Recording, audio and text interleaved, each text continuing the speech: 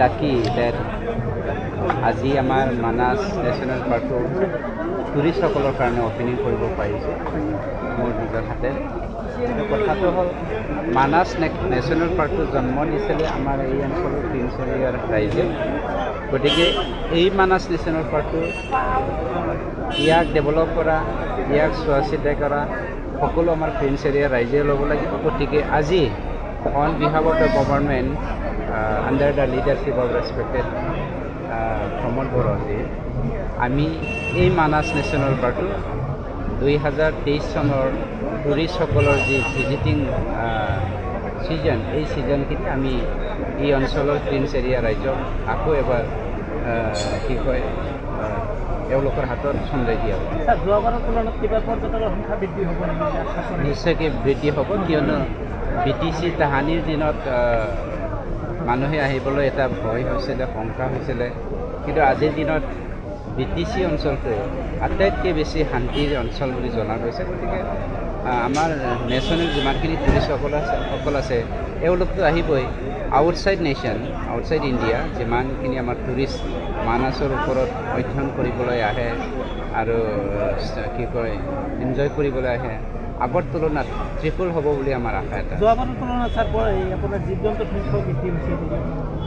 হয়, বহুত বৃদ্ধি হৈছে। তথাপিও কিছুমান কেতিয়াবা আমাৰ দুষ্কৃতিকাৰীয়ে পলিটিকেলি কি কয় গেম কৰিব বিচাৰি থাকে, খেলিব বিচাৰি থাকে।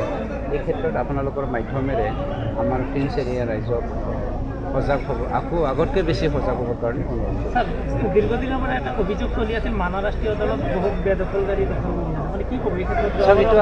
এইটো আজিৰ সমস্যা নহয়, বহুত দিনীয়া সমস্যা, আৰু সেইটো সমাধান কৰিবলৈ ভাৰত চৰকাৰৰ লগত আমি আলোচনা কৰি আছোঁ through the government of Assam, আৰু ইয়াৰ সমাধানটো খুব সোনকালে হ'ব আমাৰ আশা এটা আছে। কিয়নো নেশ্যনেল পাৰ্কত যিবিলাক ইনক্ৰচ হৈ আছে মেক্সিমাম 99% তেওঁলোকে ভূমিহীন। এই ভূমিহীন ব্যক্তিসকলক যদি আমি চিফ কৰাব লাগে, তেতিয়া আমি বিকল্প ৰাস্তা ল'ব লাগিব, তেওঁলোকক ভূমি দিব লাগিব আৰু তেওঁলোকক সংস্থাপনৰ কাৰণে ৰাস্তা দেখুৱাব লাগিব।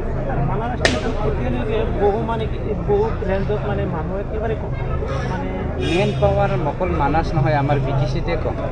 গতিকে খুব কম দিনৰ ভিতৰত আমাৰ 400টা পোষ্ট খালী আছে। এইটো গভৰ্ণমেণ্ট অফ ইণ্ডিয়াৰে চাৰ্কুলাৰ দি পেলাই সেই 400টা পোষ্টটো ফিল আপ কৰাৰ কাৰণে যোৱাকালি আমাৰ ইচি মিটিং হৈছিলে, ইচি মিটিঙত ডিছকাশ্যন কৰা হৈছে। যোৱা কিছুদিন আগৰ পূৰ্বে আপোনাৰ ফিক্স ৰেট মানে সোমাই দিছিল, কিন্তু নাই জইনিং এনেকৈ নহয়। জইনিংটো তাহানি আপোনাৰ 2017 চনত যিসকল 10 বছৰ হৈছিলে তেওঁলোকে মানে অসম গভৰ্ণমেণ্টৰ লগত থ্ৰু দি ছিষ্টেম আলোচনা কৰি পেলাই এপইণ্টমেণ্টটো তেওঁলোকে ৰেগুলাৰ কৰাৰ কাৰণে আনিলে। কিন্তু কথাটো হ'ল তাত 50% 2 নম্বৰী সোমাই আছে, যাৰ ফলত আমি এইটো হল কৰি ৰাখিছোঁ। কিন্তু যিসকলে পাৰ্মানেণ্টলি ইয়াত তাহানিৰ পৰাই কাম কৰি আছে আজিলৈকে ৰাষ্ট্ৰীয় উদ্যানটো উন্নতি হোৱাৰ কাৰণে স্বাৰ্থত, গতিকে তেওঁলোকৰ চাকৰিটো 100% যিবিলাক 2 নম্বৰী আছে তেওঁলোকক কিন্তু আমি নিদিওঁ।